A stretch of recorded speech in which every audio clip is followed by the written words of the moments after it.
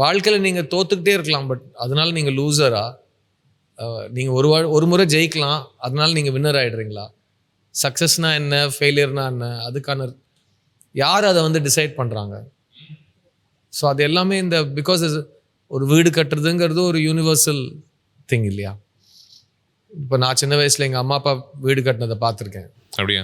அவங்க வந்து ஒரு 2 பேரும் ஒரு யங் கப்புள் 2 பசங்களை வச்சுக்கிட்டு என்ன தைரியத்தில் அவங்க வீடு கட்டுறாங்கன்னு முடிவெடுத்தாங்கன்னு தெரில. பட் அதான் வீடு கட்டிப்பாருன்னு சொல்லுவாங்க.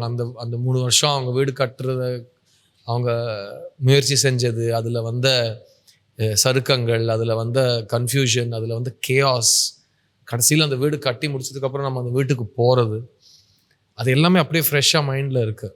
So we were discussing while writing the film that வீடு மட்டும்தான் கட்டுற வரைக்கும் கட்டாத வரைக்கும் அதை பற்றி பேசிக்கிட்டே இருப்போம், கட்டின உடனே அதை பற்றி லைஃப் லாங் பேசிக்கிட்டே இருப்போம்.